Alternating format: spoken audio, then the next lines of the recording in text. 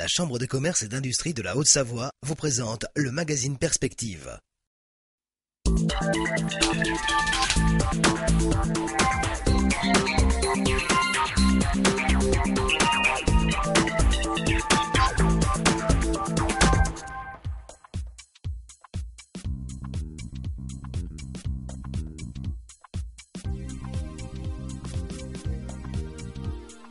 Bonjour et bienvenue à toutes et à tous dans votre magazine Perspective sur TV8 Mont-Blanc. Nous sommes cette semaine à Argonay, précisément pour découvrir une société, Protop Création. Vous allez tout savoir sur l'activité de cette entreprise avec notamment son gérant Vincent Colville. Bonjour.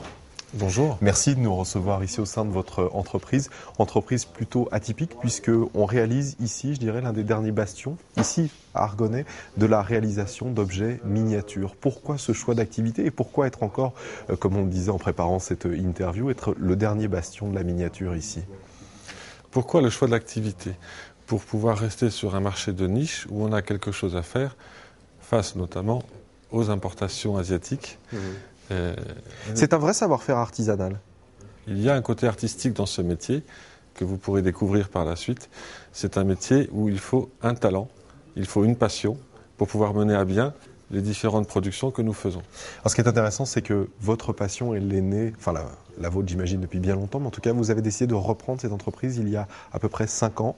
Choix difficile ou choix finalement de se dire j'ai envie d'être acteur de ma vie?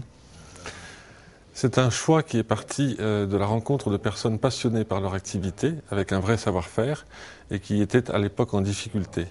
Donc l'envie de ne pas laisser tomber cette activité, de redonner une chance à ce milieu qui s'adresse également aux passionnés, puisqu'il s'agit des collectionneurs. À l'époque, il y avait, je dirais, une activité de sous-traitance importante, notamment dans ce métier. Aujourd'hui, ce n'est plus tout à fait le cas. On est vraiment sur de la fabrication pure et dure d'objets miniatures, c'est ça? De plus en plus, il s'avérait indispensable de produire nos propres marques, nos propres productions et d'avoir un lien direct avec le consommateur, le client final. Alors quel type justement de produits et d'objets miniatures vous développez aujourd'hui ici? Autant au départ on était sur le marché de l'automobile, au 43e, que les collectionneurs connaissent bien. Aujourd'hui on s'est développé beaucoup sur l'agricole et les pièces détachées au service des collectionneurs. On trouve tout type de véhicules ou c'est plutôt des véhicules, je dirais, d'un certain âge qu'on aime retrouver, collectionner? C'est plutôt ça? Oui, l'artisanat va plutôt aller sur une niche qui est le modèle inédit, donc plutôt le modèle un peu ancien et plus spécifiquement français, avec un petit développement sur des modèles d'avant-guerre européens. Quelle est la clientèle justement de ces produits? Plutôt des magasins, plutôt du particulier? Il y a tout un réseau de distribution en France, 700 à 800 points de vente, ce qui n'est pas négligeable, et de plus en plus les collectionneurs qui viennent chercher des modèles inédits sur Internet. Dans votre chiffre d'affaires, on parle de 70%, c'est ça, de collectionneurs qui viennent un petit peu directement chez vous aujourd'hui et vous commandez ces produits, c'est ça? Sur notre activité propre, oui, on a 70% à peu près de clients directs qui maintenant se sont habitués à commander sur Internet. Alors, petite info, on dit que le collectionneur a entre 14 et 35 ans, c'est ça, principalement? Pour l'agricole. Pour l'agricole. Pour l'agricole, ce Par sont contre, des très jeunes collectionneurs. D'accord. Pour la voiture, ce sont souvent des personnes de plus de 50 ans. Quel volume vous produisez d'objets miniatures, notamment si on s'intéresse, alors on parlera tout à l'heure notamment du développement sur la partie agricole, mais sur les voitures, quel volume vous réalisez ici? Depuis la reprise de l'entreprise, on a réalisé environ 20 000 voitures miniatures pour les collectionneurs. Ce qui fait à peu près 300 objets produits ici par mois. La diffusion, plutôt France et Europe, c'est ça, si on s'intéresse à votre démarche, je dirais, de commercialisation? Pour la voiture, essentiellement sur la France. Oui, oui. Ça marche comment? On vous contacte et on se procure comment ces objets? Via Internet aujourd'hui, c'est ça? Voilà, Internet a pris une place importante dans la distribution des voitures et il y a également le réseau traditionnel de revendeurs parce que ces gens-là assurent un travail auprès des passionnés qui aiment se promener dans ces boutiques. Là aussi, nous sommes présents. Alors, on va donner 2 adresses web très précises où on pourra voir l'ensemble des choses, www.artisan32.com et www.artisan43.com. Et puis, naturellement, sur un bon nombre de salons spécialisés, vous retrouvez cette entreprise. On va maintenant s'intéresser à travers un reportage, à comment précisément on réalise ces objets avec les différentes phases. Et puis on se retrouve juste après, on parlera de perspectives de développement. Tout de suite, le reportage. Une miniature prend vie entre les mains d'un prototypiste. Après une recherche assidue d'un modèle ayant fait les heures de gloire de l'automobile, le modelage débute. À partir d'une simple photo, unique document de travail, la miniature prend forme à l'aide d'une pâte qui durcit. Une phase de conception longue et précise. Ici, c'est une 203 cabriolet spéciale qui est réalisée. On essaye de rester au maximum dans l'aspect original et de travailler tous les détails, quoi. De ressortir tous les détails de la voiture, que ce soit au niveau de l'intérieur, de l'extérieur, des pièces rajoutées, style poignée, pare-choc, un serre de roue, enfin jante.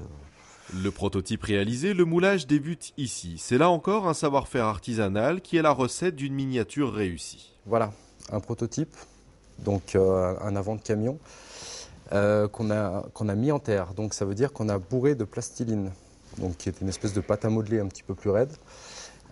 Donc en faisant attention de faire bien tous les entourages de vide, que ce soit tout propre partout, les dessous.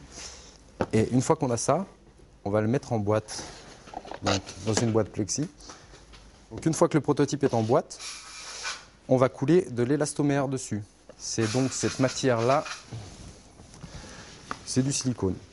Donc c'est du silicone qui se présente sous la forme d'un espèce de gros chewing-gum que nous avons en seau, qui va avec un catalyseur qui va permettre de durcir le silicone. Donc on va couler ça aujourd'hui et demain on le démoulera. Donc demain on aura ceci. Donc un cube de silicone avec la pièce à l'intérieur. La pièce qu'on va pouvoir enlever. Donc c'est pas la même pièce puisque du coup on n'a qu'un seul prototype. Et on aura cette partie-là. On va mettre du démoulant sur toute la surface. On va remettre ça dans la boîte et on va couler du silicone à l'intérieur pour avoir une deuxième partie. Donc on a donc un moule en deux parties, un moule et un contre-moule. La résine est ensuite insérée dans cette pièce nouvellement créée afin de réaliser des matrices. Leur nombre est fonction de la série des pièces à produire. C'est seulement à partir de là que le coulage en résine débute. Donc ces moules, on les met dans la cuve.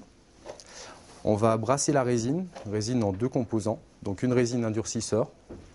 On brasse la résine. Une fois que c'est fait, on met les moules dans la cuve. On coule la résine dans les réserves qui sont là.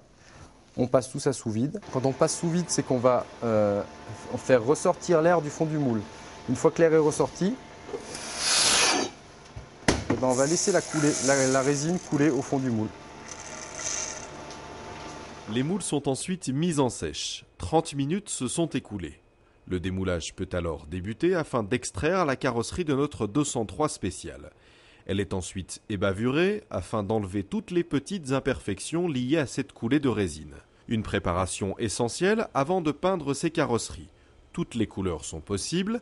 Après plusieurs couches de peinture, un vernis est apposé.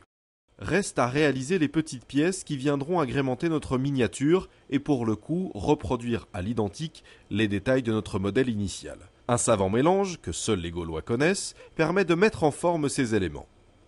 Tout étant prêt, le montage final intervient. Toutes les pièces sont détachées. Donc on a des pièces en métal, des pièces en résine qui sont moulées ici.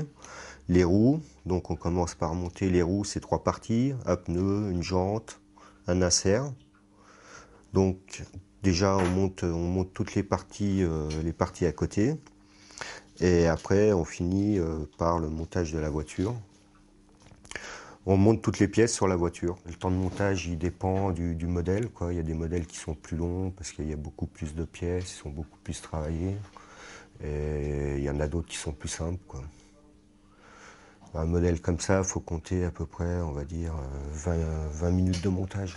Cette 203 cabriolet spéciale est alors terminée, une miniature qui trouvera sans aucun doute sa place dans la galerie d'un collectionneur. Du prototypage au conditionnement, 1 mois et demi s'est écoulé.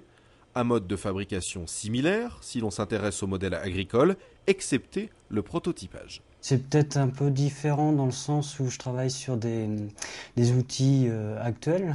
Donc c'est plus facile de réaliser un projet parce qu'il suffit d'aller voir le constructeur et de demander les plans, voire d'avoir accès au matériel pour prendre les photos. Et donc cette étape-là est plus facile. Dans la réalisation du prototype, on peut aller assez loin dans les détails. Et ce qui permet d'aller assez loin dans le détail, c'est la qualité du moulage. Et après, la qualité du montage qui va faire ressortir tous les détails qu'on a cherché à reproduire. Il y a une dizaine d'années, les collectionneurs pouvaient faire une collection à partir de jouets. Et depuis 10 ans, donc, il y a des industriels comme des artisans qui ont développé le monde de la miniature par des créations artisanales ou des créations industrielles un peu plus, beaucoup plus détaillées que du jouet. Et donc là, on est sur de l'artisanal qui est détaillé, qui peut être fonctionnel et qui répond aux demandes des collectionneurs. Vous l'aurez vu, des voitures, des objets agricoles, tout est développé, et puis également des petites figurines peuvent être réalisées ici à Argonay chez Protop Création. Ça fait partie des développements, j'imagine que vous avez envie, là encore, où vous avez envie d'aller avec la société, proposer également d'autres choses que les objets pour lesquels on vous connaît, c'est ça? Tout à fait. Le moulage, avec l'utilisation de la résine, comme vous avez pu le voir, permet beaucoup de réalisations différentes. Et ce sont des marchés qui nous intéressent. Alors ça tombe bien, vous parlez de cette partie moulage. Je dirais que ça fait partie là encore de vos développements, que ça soit au service d'autres activités. On peut penser notamment au bâtiment ou à la chocolaterie. Oui, tout à fait. Puisque l'activité moulage permet de réaliser beaucoup d'objets différents au service de ces industries ou au service des objets publicitaires et de la petite industrie également. Alors, autre perspective de développement, c'est développer la distribution de la miniature un peu partout, à l'export, de manière un peu plus importante, là encore. C'est l'essentiel de nos objectifs pour l'année 2010, le développement sur l'export. On a commencé une incursion dans 9 pays différents, sur l'Europe et un peu au-delà. On pense atteindre une quinzaine de pays d'ici la fin de l'année. C'est une stratégie qui commence déjà à payer, justement, cette incursion dans d'autres pays, puisqu'aujourd'hui, on peut plus se limiter seulement à la France, c'est ça ? Exactement. Nous avons des produits qui intéressent les passionnés du monde entier, entre guillemets, et donc on a vraiment vocation, à travers Internet, de proposer nos produits au plus grand nombre. Merci Vincent Colville de nous avoir reçus ici au sein de votre entreprise, de nous avoir présenté ce savoir-faire atypique, un marché de niche et une niche dans la niche finalement, s'il fallait le définir ainsi. Merci beaucoup de nous avoir reçus dans votre entreprise. Quant à nous, le rendez-vous est pris, vous le savez, chaque semaine, même jour, même heure, même télévision pour votre magazine Perspective. À très très bientôt.